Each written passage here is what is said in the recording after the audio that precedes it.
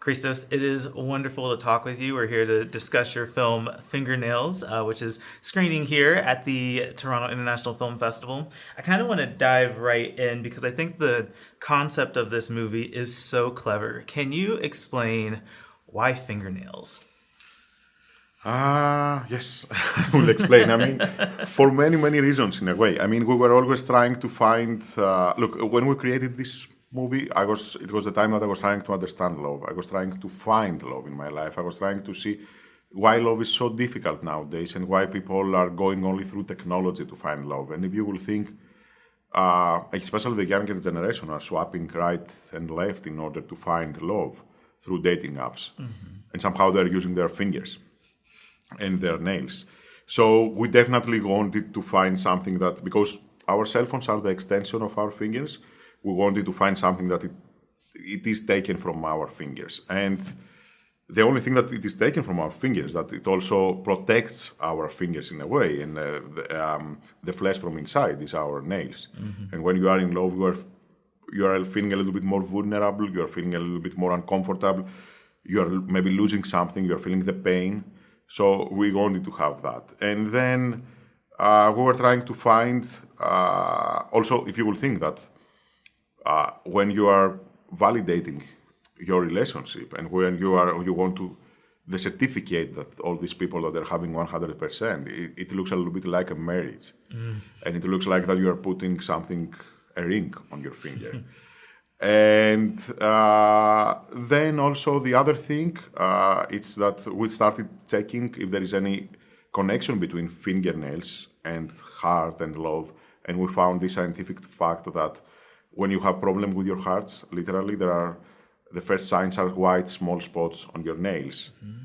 And I also heard a story about, there is a Brazilian tale that says that the white spots on your nails means how many times you will fall in love in your life. Oh, wow. That's really cool. And it really gives interesting context to the film. So this is your sophomore feature. And I was curious as to why now for this story. What was it about this story that made you think this should be your sophomore feature?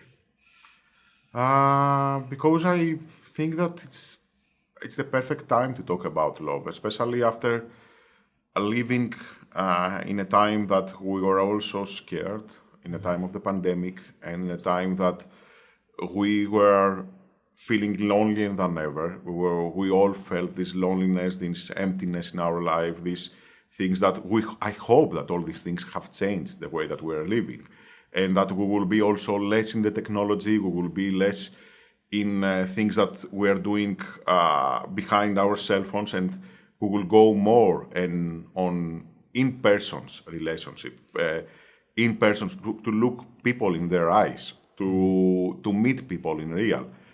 And unfortunately, it didn't happen as I was expecting, or as I was expecting that it will change. I'm still seeing people that they are behind from a screen. Mm-hmm. And I don't know, I feel that maybe it's the right time to talk about love.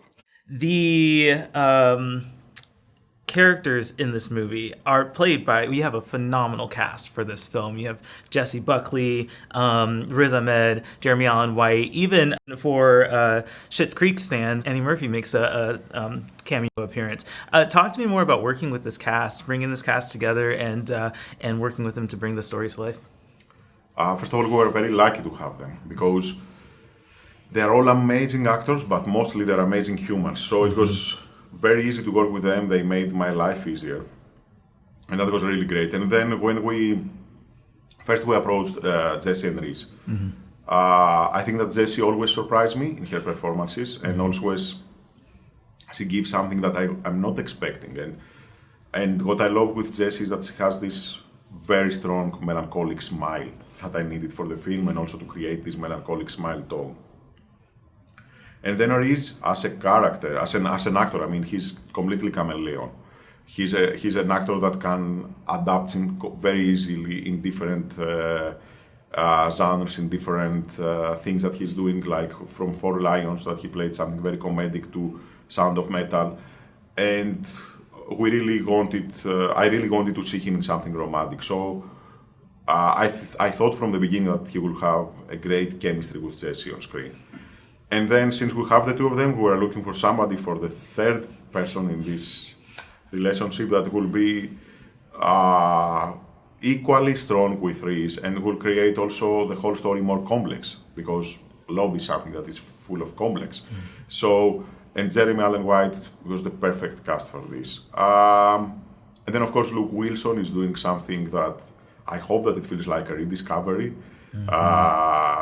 He brings something on screen that, for me, it works perfectly on what I wanted for this role.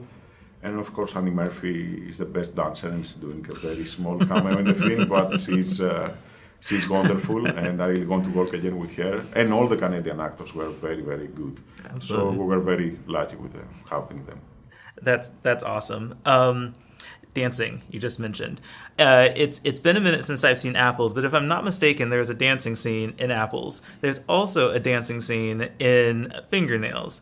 Is this just like an ongoing motif for you? Is there a reason that you do that? Like, talk to me about dancing. One of the next two films I want to make will be a musical, so... Wow, okay. I love dance scenes. I love dance scenes in general. I remember that I had around 15 years ago a collection of all the dance scenes I love in the history of cinema. Mm-hmm. And I love how through the dance scenes you can create something that you feel that the characters are feeling more free and are feeling more, they're forgetting their problems, they're forgetting everything that is going in their mind, and they're just, with their body language, they are performing something that gives so much emotions. So that was the idea in all the dance scenes that we had in the movie. Some of them are more funny, like at the beginning, but the one definitely with Riz is about trying to talk about himself when he's trying to hide also things, and Jessie sees him for first time in a little bit different way. Absolutely. I think it's so cool, and to hear you say you want to go do a musical at some point, that's really awesome to hear. I will be first in line for it. You made the choice in this movie to shoot on 35 millimeter. Can you talk about your shooting style and why you make those cinematic choices? In general, with Marcel Rev, our DP, we decided immediately to shoot in 35. With the movie, we try to create something timeless. We try to create something a little bit more analog.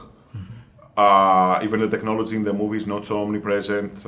We are trying to make a comment about our society and the technology and the connection between technology and love. And that's why we believe that it will be more stronger if we will have the absence of technology in the movie and have only one technological device, which is the testing machine, that gives all the answers about love. So also with the look of the film, we wanted to feel a little bit more analog and more something that takes place in the past. It's like that we shot this movie maybe in 90s and people discovering it right now. And it's like a prophecy about our life from 90s and people are watching it right now. I do really appreciate kind of that. It's just like it's the world that we know, but it's kind of outside of the world that we know, right? So I appreciate that, and I really do think that the 35 millimeter really enhances that. Yes, exactly. But yeah, so we're talking about the technology, and the machine is really the one piece of technology that happens. And I don't want to spoil what happens in the movie, but there are a couple characters who have to do the machine twice for certainty. But the thing that nagged at me throughout the movie is that wasn't the first time supposed to be the certainty. And so it made me wonder, what about the human condition are you trying to say in the fact that there are multiple characters who did this certain thing, but then had to re-verify it by doing it a second time? The machine, and in general the result that the machine gives is a little bit, and the certificate that they're holding when they are succeeding this test is a little bit like marriage. It's a little bit like that when you're married with a person and you believe that, okay, you did it, so you don't have to work on it anymore. So you don't have to work on love anymore. You don't have to prove anything else to nobody else. You have proved it to all the people around you. You are in love. That's the person for you, and that's it. But I don't think that it works like this. I mean, you can see how many couples are taking divorces right now. You can see how many couples are, even if they are in love, even if they are in a relationship, even if they are married, you can feel that they're missing something. So that's what our characters are trying maybe in the movie to validate it for second time, to be sure that this is the right person for us. And they're trying, and that's the only thing. Yeah, and I appreciate that. It's interesting how this story unfolds with the character dynamics, and it kind of is a very open-ended kind of movie. It poses some questions that are really challenging, that challenges the characters, and I think that challenges the audience. So you're talking about how, we have this preconceived notion that once we consummate a relationship, that's it. That's a very interesting thing that comes out in the movie. What is the ultimate takeaway that you want people to have from this film, with it kind of being so open-ended and having these questions that people get to walk away with? I think that I hope that the audience will, first of all, question things about themselves, about their own experiences, their own relationships. If what they are living is real, if they are willing to live something that they have in order to, because life is too short, to live something new, to try for something new, to try to find something new, even if that's not the best thing in the world, but it's what their heart tells them on that time. And that even if love hurts, it's so amazing that we need to feel it, and we need to feel it even at the right time, and just to follow our instinct. And I really hope that a lot of questions will come in their mind after watching the film about, as I said, their own experiences, and that they will keep the movie in their mind after the end credits roll. That's incredible. Last question for you. What does it mean for you to have this film screening here in Toronto at TIFF? It is really great because Toronto is like my second home. I mean, we shot the movie here, we created everything here. I worked in the post, half of the post here. So it's a Torontonian film, if we can call it. And I'm returning back here to show the film to the audience tonight. It's our premiere, and I'm really excited to see how the audience will feel about the film, and if they will love it as much as we love it. I really hope that they do. This is a remarkable film, and I congratulate you on the film, having it here at TIFF, and I'm wishing the film and your career the best going forward. Okay. Thank you so much.